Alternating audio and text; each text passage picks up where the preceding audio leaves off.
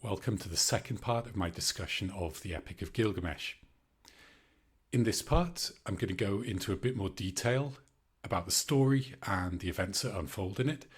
And in doing so, I'll try to unpack a little bit some of the ideology that we can see in the epic. What are the values, what are the ideas that were prevalent at that time, and how can we understand this magical story in terms of people's personal, political and religious beliefs.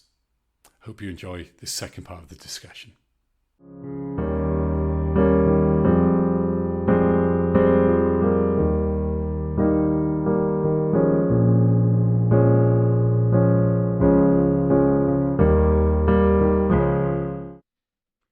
Welcome back. In this second part of my discussion of the Epic of Gilgamesh, I'm going to go into the text in more detail. Looking at particular sections. I'm quoting from the standard Babylonian epic, He Who Saw the Deep. And what I want to do is just think about the kind of values that this text is espousing. What kind of culture do we see several thousand years ago in ancient Mesopotamia? And in doing so, I'll refer back to some of the approaches that I mentioned in part one. So, as I mentioned, you have, once Gilgamesh and Enkidu are friends, they have various adventures, most of which involve them fighting somebody else. Okay, so one of their early adventures is their defeat of the demon Humbaba. So they go and fight Humbaba and they win. And they bring back cedar wood for the temple of Enlil, one of their gods, right?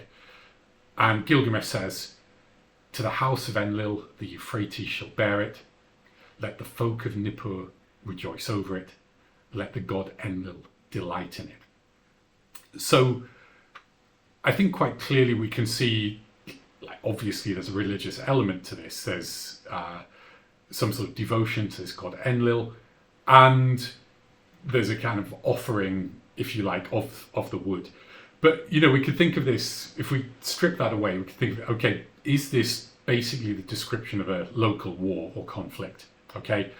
Wherein the people of Uruk have gone to somewhere where there is cedar wood, defeated the people and taken their loot or booty back, right? And if I describe it in those kind of naked terms, you know, war doesn't sound particularly appealing. War is an ugly matter.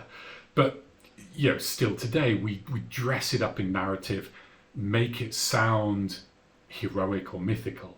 So is this what's going on? And one way to justify it, okay, it's for our particular god.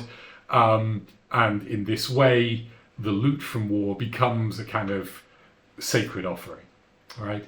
So, you know, we can see perhaps elements of the approaches, or we can take elements of the approaches I mentioned in the last part and apply them. You know, is this actually a reference to a particular historical event, but it's maybe masking the brutality of it.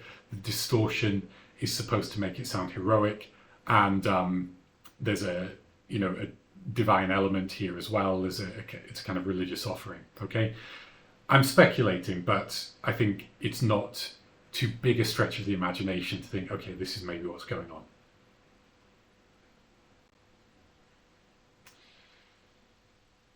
One of the other conflicts that I mentioned was the conflict with the Bull of Heaven, okay? And actually the gods become concerned about Gilgamesh and Enkidu becoming powerful, and they send down the Bull of Heaven, but they defeat it as well. And Gilgamesh and Enkidu return to Uruk, and we have this passage. They washed their hands in the river Euphrates, took each other by the hand, and in they came. As they drove along the streets of Uruk, the people gathered to gaze on them. And the people shout, "Gilgamesh is the finest among men. Gilgamesh, the most glorious of fellows." So obviously in terms of the narrative arc, Gilgamesh, who initially was unpopular, has now become a much loved king. So is this a charter myth explaining Gilgamesh's popularity, and again, maybe they can explain away his initial unpopularity. We see again the importance of the river Euphrates. So this kind of, they wash their hands. It's a kind of almost ritual cleansing, perhaps. So maybe an element of ritual in there. The river certainly seems sacred. Now, so we get this repeated structure of conflict and victory, but then this is interrupted by the death of Enkidu, as I mentioned. And as I said, Enkidu dies of illness. He doesn't die in combat. And this is a big problem for Enkidu. So this is him speaking on his deathbed. My God has taken against me, my friend. I do not die like one who falls in the midst of battle. My friend, one who falls in combat makes his name, but I do not fall in combat, and I shall not make my name. So, yeah, Enkidu dies without... We see his increasing fame in those earlier sections where they're winning these great victories. By the moment of his death, it's not a heroic death, and he's upset by that. It doesn't sort of put the seal on his reputation.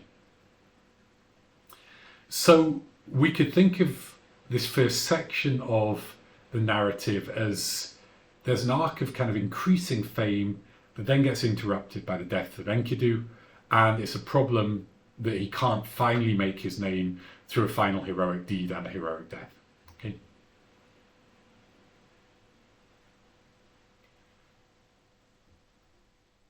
Now, as I said earlier, Gilgamesh is heartbroken by this and seems unable to accept this, or really unable to accept the fact of mortality. And of course, this is a problem that plagued humanity from the beginning.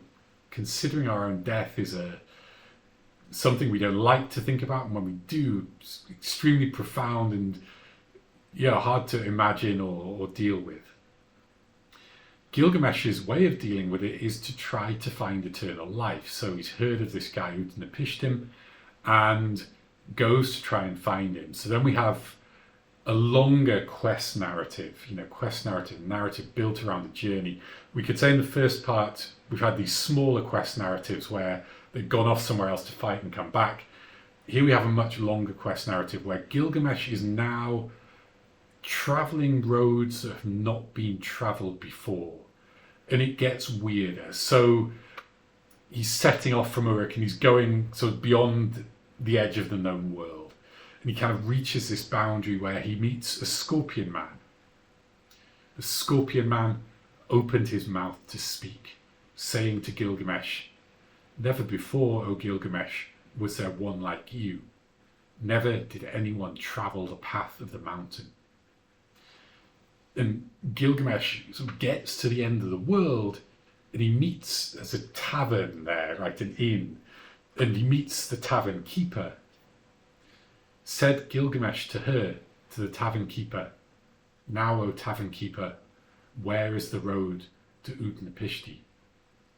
Said the tavern keeper to him, to Gilgamesh, "O Gilgamesh, there has never been a way across, nor since olden days can anyone cross the ocean. Only Shamash, the hero, crosses the open, apart from the sun god, who crosses the ocean."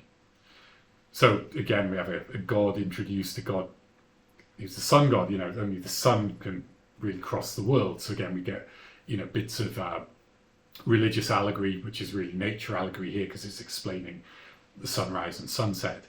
And it's not for Gilgamesh to do what the gods do. So he's sort of going against nature and going against the divine here. And he's going beyond normal human experiences. But actually, he does secure his passage across this sea, and he finds Utnapishtim.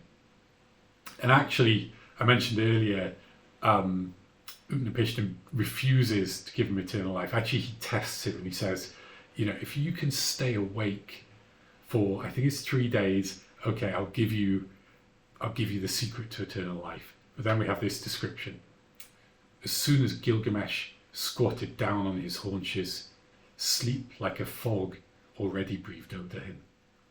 Said Utnapishtim to her, to his wife, see the fellow who so desired life, sleep like a fog already breathes over him. So Gilgamesh has this opportunity to secure eternal life and can't stay awake for more than a few minutes. There's something really about, I guess, the fragility of humanity, that we're not immortal. But then, as I said, he gets his second chance with this plant that can restore youth. And he goes and he finds it. He's got the plant, then has a rest. And then this snake appears.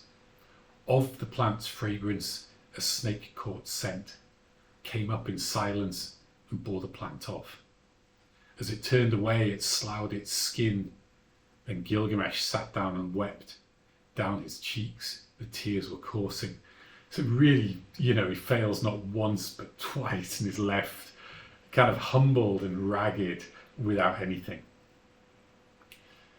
And so there's really a second failure here, a failure to achieve immortality.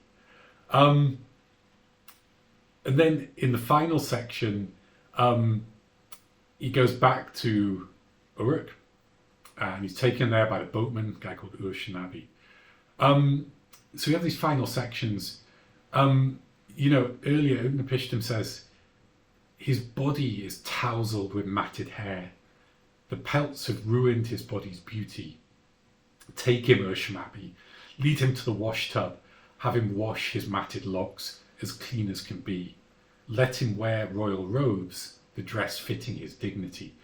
So there's a sense here that in trying to achieve immortality, Gilgamesh has not only been transgressing boundaries of what humans should do, but he's actually forgotten to be a king. He's not wearing the clothes he should wear. He's not in the role he should be in. So when Uruk takes him back, we have this passage. When they arrived at Uruk the sheepfold, said Gilgamesh to him, to Uruk the boatman, O Uruk, climb Uruk's wall, walk back and forth, survey its foundations, examine the brickwork. So it's as if at this point Gilgamesh remembers that he's king and takes pride in his city. And it's a material city, a city of people, not of gods, not of immortals.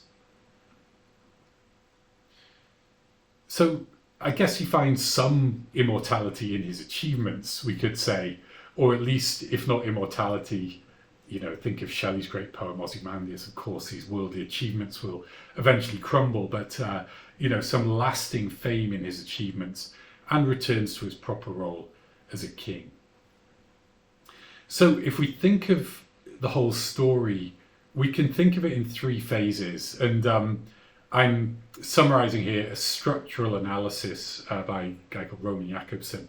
So structural analysis, as the name suggests, it looks at structure. It's often used for fairy tales. So Vladimir Prop, a Russian theorist, famously applied it to fairy tales. And he said, look, if you sort of zoom out and forget some of the details and just look at the structure, we have very similar things happening. Many of these stories are following the same plot, essentially.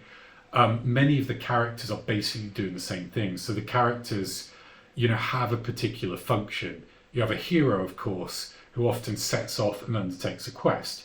And it doesn't matter, is the hero, a knight or a young man or something. You have often a helper, somebody who aids the hero. And again, it doesn't matter if the helper is an old man or an animal, right? There's a donor who gives the hero something. It doesn't necessarily matter what that thing is and who the donor is. That thing is going to help the hero achieve his quest, all right? So we're looking at structure. Jakobson looks at the structure of Gilgamesh and sees three sort of mini arcs in the story. The first arc is Enkidu and Gilgamesh seeking fame and eventually failing. So we have this sort of arc that rises and then falls very abruptly with the death of Enkidu. The second arc is this quest for immortality, where again the stakes are rising and rising, with Gilgamesh undertaking this journey beyond the boundaries of the known world, and then again it ends in stark failure twice. Okay, Then we have this third, more modest arc where, as I said, Gilgamesh remembers his proper role as a mortal king and does manage to take some solace, to find some meaning in his worldly achievements as king of Uruk. So I think in that way we can see, some of the ideologies expressing of what the role of a king is, and by applying maybe bits of the approaches I mentioned earlier, we can see in those different sections how we can think about the myth and the we could say magical, the larger than life and divine events going on in the Epic of Gilgamesh. So I hope that's been interesting and helped to kind of unpack this complex magical tale. I'll finish this second section now, and in the third section we'll look at some of the echoes of Gilgamesh in other later stories. Please join me then.